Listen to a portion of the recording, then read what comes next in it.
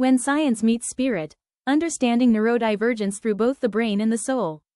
What if science and spirituality are not opposing each other, but describing the same reality through different languages?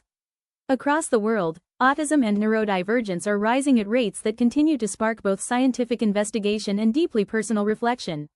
Families, educators, therapists, neurologists, and spiritual communities alike are asking the same question in different ways. Why are so many children different today? Science has worked diligently to uncover the biological and neurological mechanisms behind neurodivergence. Research points to a complex combination of factors, including genetics and hereditary patterns, differences in brain connectivity and sensory processing, earlier and broader diagnostic criteria, environmental and prenatal influences still being studied, increased awareness leading to better identification. Modern brain imaging studies reveal measurable differences in neural connectivity, sensory integration, and information processing in autistic individuals. Researchers have also explored associations involving inflammation, gut-brain interaction, seizure activity, mitochondrial function, and neurodevelopmental timing. In many ways, science gives us the mechanism.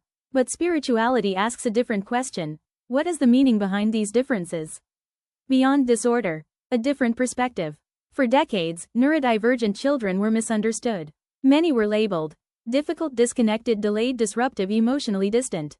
Parents, especially mothers, carried unbearable guilt, often blamed for conditions they did not cause. Thankfully, modern neuroscience has completely rejected those outdated theories. Today we understand neurodivergence as a deeply complex interaction of biology, development, environment, and human diversity. And yet, many families still feel there is something more. Something difficult to explain through medical language alone. Many parents describe their children as deeply sensitive, emotionally perceptive, spiritually aware, energetically intense, profoundly unique. Some spiritual traditions believe these children arrive carrying heightened sensitivities or unique energetic imprints. Concepts such as the Akashic Records describe the idea that consciousness carries wisdom, memory, and soul experiences beyond a single lifetime. Whether interpreted literally, symbolically, or philosophically, these perspectives offer comfort to many families searching not only for answers, but for meaning. Science studies the brain. Spirituality studies meaning. Perhaps these are not opposing conversations. Perhaps they are complementary ones. Science explores how the brain functions, how neural pathways develop, how sensory systems process information, how genetics and environment interact. Spirituality explores purpose, consciousness, compassion, soul growth, human connection. One explains the mechanism, the other explores the experience. And maybe both are necessary if we truly want to understand the full human story. It is not the parent's fault. This truth deserves to be repeated clearly and compassionately. Neurodivergence is not caused by a lack of love, not by bad parenting, not by emotional coldness, not by failure. Parents are not being punished.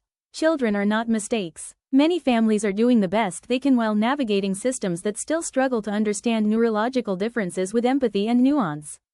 Perhaps these children are not here to fit into outdated systems. Perhaps they are here to challenge humanity to evolve toward deeper compassion, toward more inclusive education, toward emotional awareness, toward understanding different ways of thinking, feeling, and communicating. The future may require both science and spirit. The future of neurodivergent support may not come from choosing between science and spirituality. It may come from allowing respectful space for both. Science continues to provide critical advances in intervention, communication support, neuroscience, developmental therapies, medical understanding. Spirituality reminds us that every child still deserves dignity, meaning compassion, acceptance, unconditional love. And perhaps healing begins not when we force one worldview to defeat the other, but when we finally allow both conversations to sit at the same table. Final reflection. Maybe neurodivergent children are not here to become more like the world. Maybe they are here to help the world become more human.